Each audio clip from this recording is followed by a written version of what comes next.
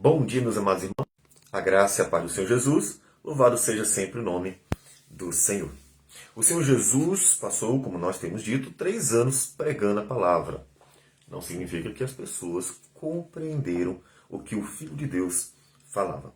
E nós que estamos em Mateus 13, vamos ver agora um bloquinho de texto que está exatamente no meio entre a parábola do semeador e a sua explicação. E o texto é um questionamento e a resposta de Jesus sobre por que falar por parábolas. Então, se aproximaram os discípulos e lhe perguntaram: por que lhes falas por parábolas? Interessante que a parábola, à primeira vista, é um texto que visa colocar acessível ao ouvinte, ou leitor, uma verdade. Veja que Jesus está falando de verdades espirituais. Jesus está falando do operar da palavra no coração das pessoas, falando sobre o reino de Deus, coisas inclusive invisíveis.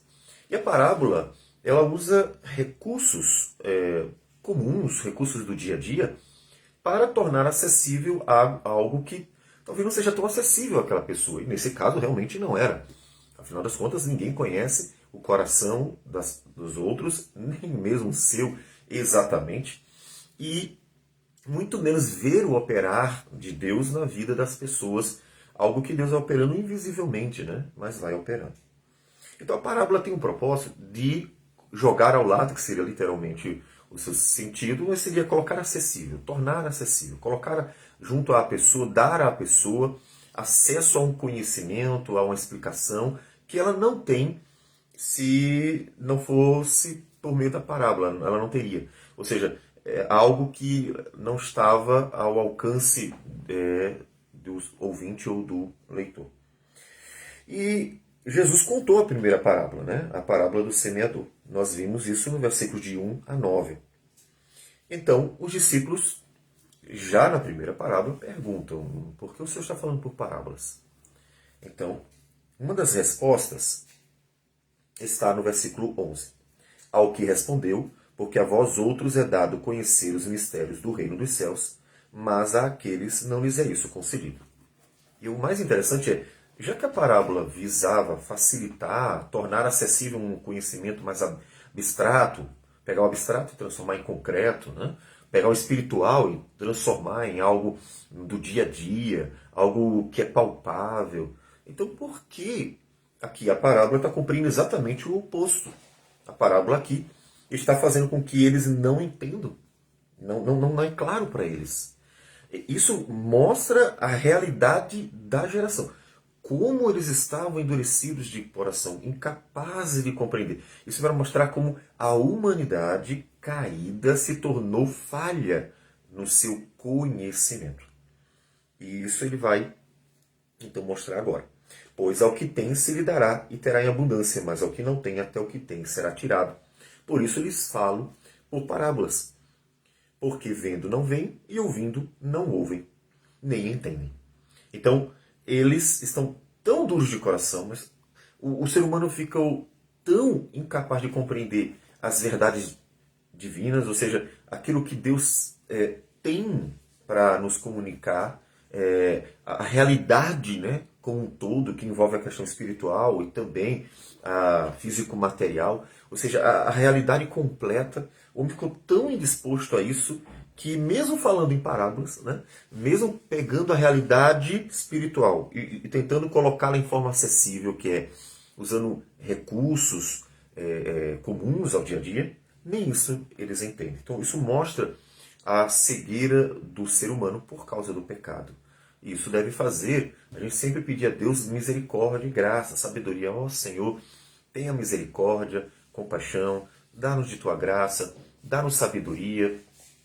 Então, pedir a Deus que nos auxilie nessa jornada, nas nossas dificuldades em relação à compreensão da verdade bíblica, né? Ou seja, você não deveria dizer assim: eu li, não entendi, deixa para lá, eu não vou entender nunca. Não. Aí você estará mostrando que não tem interesse em conhecer aquilo que Deus revela a nós. O que você faz se você em algum momento percebeu a sua incapacidade de compreender em primeira mão a palavra do Senhor. Você vai atrás. É claro que a primeira coisa que você tem que fazer é buscar: Senhor, sou um pecador. E o pecado cegou o entendimento dos homens. O pecado fez os homens ficarem obscurecidos de entendimento, diz a tua palavra. Então, Senhor, com tua graça, abre meu entendimento, ilumina meu coração, dá-me graça para compreender a verdade bíblica, dá-me graça para entender a tua palavra. Então, essa é a primeira atitude que você tem que tomar. Por quê? Porque você está reconhecendo, primeiro, sua incapacidade por causa da natureza pecaminosa. Isso aí todo mundo, obviamente, não é só você.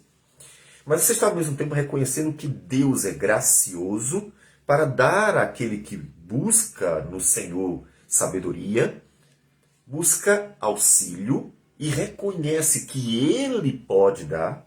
Então, você está reconhecendo que Deus tanto pode quanto quer. E nós vemos isso quando Tiago, no capítulo 1, a partir do versículo 5, ele diz para os seus leitores procurarem com confiança a sabedoria de Deus. Diz assim: se, porém, algum de vós necessita de sabedoria, peça a Deus, que a todos dá liberalmente e nada lhes impropera, e ser-lhe-á concedida. Peça, porém, com fé, em nada duvidando, pois o que duvida é semelhante à onda do mar, impelida e agitada pelo vento. Não suponha esse homem que alcançará do Senhor alguma coisa. Homem de ânimo dobre, inconstante em todos os seus caminhos.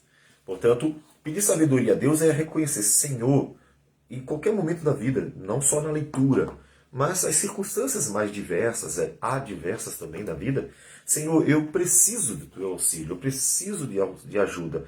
E é reconhecer que Deus quer. E no caso aqui de Tiago, é uma promessa. Peça sabedoria e ele vai dar sabedoria. Por isso que ele diz assim: não duvide. Porque quando Deus faz promessas, e essas promessas são, portanto, fiéis e verdadeiras. Então, nós temos que orar confiando nas promessas, de tal modo que não coloquemos dúvida nenhuma, porque são promessas. Se você pede algo que não foi prometido por Deus, não está explícito na Escritura que Deus prometeu, né? Por exemplo, Deus prometeu cuidar de nós, né? Então, Ele cuida. E ainda assim, observe que o cuidado de Deus para conosco não significa prosperidade, riqueza, ausência completa de problemas ou doenças, assim. Não, porque a própria Bíblia mostra que homens de Deus como Paulo tiveram problemas. O mensageiro de Satanás perturbava Paulo para que ele não se ensoberbecesse. Então, não podemos dizer que tudo vai dar certo. Então, é preciso a gente ter a promessa de Deus para ter uma certeza que Deus vai conceder aquilo. E uma vez que haja a promessa, não podemos duvidar, porque aí você estará dizendo que Deus não é fiel. Veja que o problema não estará mais apenas em você: olha, eu não sei, talvez Deus não queira. O problema estará em você não acreditar nele. O problema é bem mais sério. Então, se você não tem certeza de algo que você não encontrou na Bíblia, então você pede sabedoria. Deus, me dê sabedoria para orar como convém. Inclusive, Paulo diz isso em Romanos, capítulo 8, que o Espírito Santo nos ensina a orar como convém. A palavra de Deus é a palavra do Espírito. E se você em algum momento não está sabendo o que pedir a respeito de algum assunto, peça a Deus sabedoria, peça a Deus auxílio, peça a Deus graça. E a respeito do entendimento da Bíblia também. Então, a primeira atitude é: Senhor, me dê sabedoria, ilumina meu entendimento para que eu compreenda. A segunda atitude é fazer o que os discípulos fizeram. O que foi que os discípulos fizeram? Os discípulos pediram a Jesus: explica-nos a parábola. Eles, quando ouviam as parábolas e não tendo entendido as parábolas, eles pediam para que o Senhor Jesus explicasse cada parábola, porque eles não haviam entendido. Então, isso não é problema. Veja que vocês vão encontrar isso nesse decurso das parábolas que o Senhor Jesus vai contando. Mestre, explica-nos. Então, o que você vai pedir? Você vai pedir explicações, pedir ajuda. Ajuda. Veja que Jesus, como nós vimos ontem, melhor dizendo, antes de ontem, nós vimos que, a partir do versículo 18, Jesus está explicando Atendei, pois, vós a parábola do semeador. Então ele começa a explicar. E os discípulos às vezes pedem explicações porque não entenderam. Então você pode buscar auxílio, buscar ajuda. Ah, Deus deve ter dado já entendimento para outras pessoas que estão ali se dedicando à palavra. Essa ajuda. E aí você procura naqueles que têm se dedicado ao estudo, do conhecimento da palavra de Deus, explicações. Olha, eu não entendi isso aqui. Já orei ao Senhor, estou pedindo entendimento. E agora o segundo passo é, eu estou pedindo ajuda para alguém que Deus já deu o entendimento para isso. E a pessoa vai te explicar. Né? Então, duas atitudes que você deve tomar nisso aí. E o Senhor Jesus diz que ao falar por parábolas, se cumpre. São dois textos que ele diz que vai se cumprir. Primeiro, está no versículo 14, de sorte que nele se cumpre a profecia de Isaías. Ouvireis com os ouvidos e de nenhum modo entendereis. Vereis com os olhos e de nenhum modo percebereis. Porque o coração deste povo está endurecido. Observe que ele não atribui a falta de compreensão do povo à palavra ser difícil. Ah, Jesus falou difícil e ninguém entendeu. Ele não culpa Jesus. Está vendo, Jesus? O Senhor está pregando de um jeito que ninguém está entendendo. É muito interessante que em nossos dias o comum é as pessoas culparem o pregador. Eu não entendi. Culpa do pregador. É claro que não significa que o pregador não possa ou não deva melhorar cada vez mais e tornar a palavra compreensível. Pode haver um erro do pregador. Claro, claro que pode. Todavia, não significa que seja sempre. E é muito provável que a maioria das vezes não é. Porque você vai encontrar, por exemplo, numa mesma pregação, eu digo por experiência, que um grupo de pessoas entendeu e aí vem uma outra pessoa e diz assim, não entendi, é culpa do pregador. Mas será que é culpa do pregador ou será que o problema não está em você? Isso é importante. Ó. Ele diz, ouvireis com os ouvidos e de nenhum modo entendereis, vereis com os olhos e de nenhum modo percebereis. Tá, não entendeu nada. Mas ele diz, por quê? Né? Qual é a causa? Porque o coração deste povo está endurecido.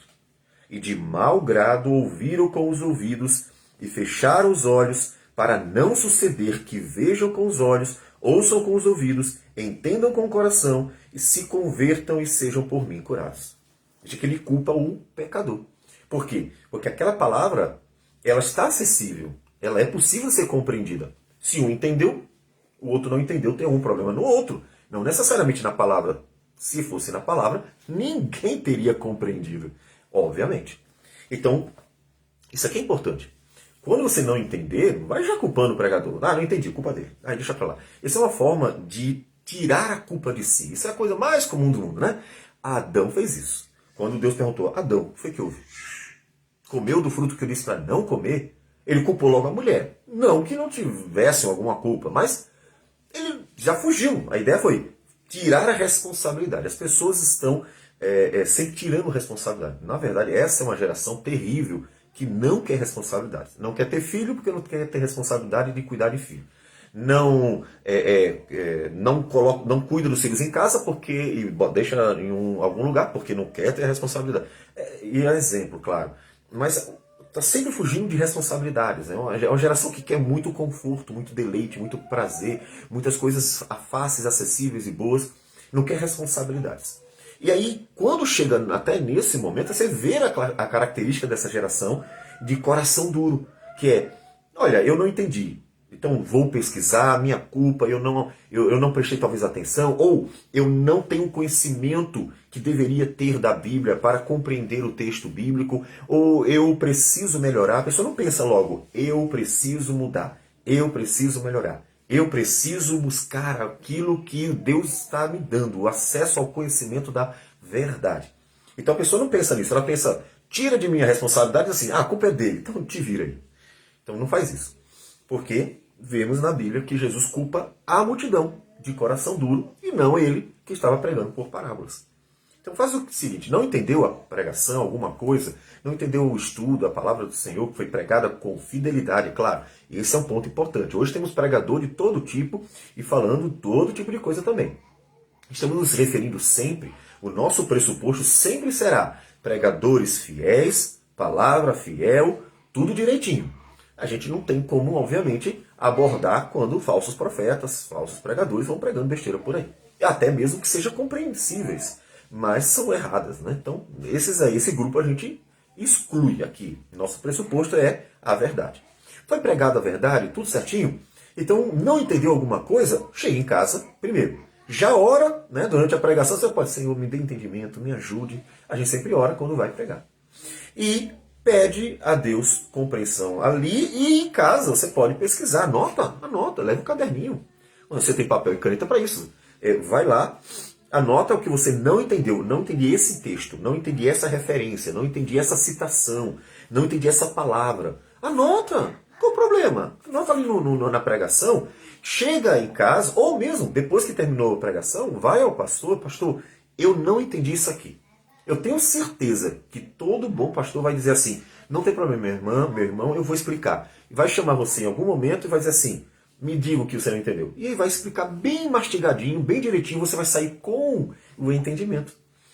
Caso não dê, você ouviu, por exemplo, até na internet, não deu para perguntar de jeito nenhum, pesquisa, dá uma procurada, vai atrás de alguém que possa explicar. E isso mostra interesse. E não o coração duro, que está desprezando o conhecimento. Né? Então, é importante que a geração tenha esse entendimento. Que o problema não está sempre no quem fala, não. Muito pelo contrário, normalmente está em quem ouve. Né? Então, vai atrás. Né? Ele diz, bem-aventurado, porém, os vossos olhos, porque veem, os vossos ouvidos, porque ouvem. Aí vem a questão da graça de Deus, que estava abençoando aqueles discípulos para que eles tivessem a compreensão, enquanto se cumpria nos outros a palavra de Deus sobre a dureza de coração do homem. E tem uma outra resposta que aparece só no versículo 34. Ele diz assim, todas estas coisas disse Jesus às multidões por parábolas, e sem parábolas nada lhes dizia, para que se cumprisse o que foi dito por intermédio do profeta. Abrirei em parábolas a minha boca, publicarei coisas ocultas desde a criação do mundo. Então observe que ele disse que é para que se cumprisse duas profecias. Disso a gente vê uma coisa muito importante. Jesus estava sempre procurando cumprir a palavra de Deus. E isso tem uma aplicação para nós. Nós, é claro, não seremos um cumprimento direto da palavra de Deus no sentido de que, olha, ali está profetizado sobre mim. Não é isso. Ali, claro, que sobre Jesus sim. A Escritura ela tem um foco em Cristo. Então, as profecias apontam para Cristo. Tanto é que os salmos em que Davi lamenta, Davi tem um problema, Davi chora, Davi agradece. Vários salmos em que, principalmente Davi, está passando por um momento difícil, por exemplo, eram salmos que eram profecias sobre Cristo. Né? Então, Cristo é o alvo da Escritura. Então, as profecias são diretamente para ele. Né? Do Egito chamei meu filho. Mateus diz assim, isso para que se cumprisse em Cristo. Então, veja que a Escritura tem o alvo de apontar para Cristo. Mas e nós? Bom, nós temos as aplicações. Né? Então, devemos, como Jesus, querer cumprir a palavra de Deus. Senhor, me dê graça para cumprir a tua vontade, fazer a tua vontade. Obedecer ao Senhor, cumprir a tua palavra. Isso pensando nas aplicações, né? O que Deus nos ensina, o que Deus quer que nós façamos, o que Deus quer que nós vivamos. Então, querer viver a vontade de Deus como Jesus. Jesus estava sempre cumprindo a palavra de Deus, sempre. Todas as aplicações diretas e indiretas, né? Ele estava sempre cumprindo. E a gente é motivado, ensinado a querer fazer a mesma coisa. Sabendo que é um privilégio que nós vivemos. Ele diz no versículo 17, pois em verdade vos digo que muitos profetas e justos desejaram ver o que vedes e não viram, ouvir o que ouvis e não ouviram. Ele diz, olha, vocês são felizes. Vocês estão vendo o Filho de Deus. Aí você pode dizer assim, mas ele já subiu aos céus. Nossa geração não está vendo. Verdade. Eles lá tiveram uma bênção singular. Nenhuma geração se compara à geração de Jesus. Porque a geração de Jesus viu o Filho de Deus. Todavia, Deus nos deixou o seu Espírito. O Espírito de Cristo, o Espírito Santo, que habita na igreja. E que em abundância conduz na mente de Cristo. E a mente de Cristo é o Novo Testamento, é a palavra de Deus. Então nós temos também uma bênção singular, ainda que não seja a mesma daquela geração. Nós temos uma bênção singular. Cristo falou conosco, o Espírito está operando em nós, está nos conduzindo abundantemente, então nós temos uma bênção especial. Faça bom proveito disso. Faça bom proveito aprendendo, conhecendo, desfrutando, contemplando a glória de Deus, se alegrando no Senhor. Se alegre nas bênçãos de Deus, se alegre no Senhor. Tudo isso viva, porque foi dado a nós graciosamente para nós vivermos todas essas bênçãos. Então, aproveite ao máximo esta bênção graciosa do Senhor.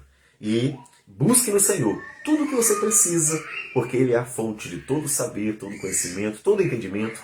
Sempre peça ao Senhor, porque Ele é fiel e dá sabedoria a todos os que pedem a Ele. Vamos orar ao Senhor. Senhor Deus amado, bendito seja o Teu nome. Nós Te glorificamos, agradecemos e engrandecemos por tudo. Que o Senhor seja louvado e bendito pela Tua igreja.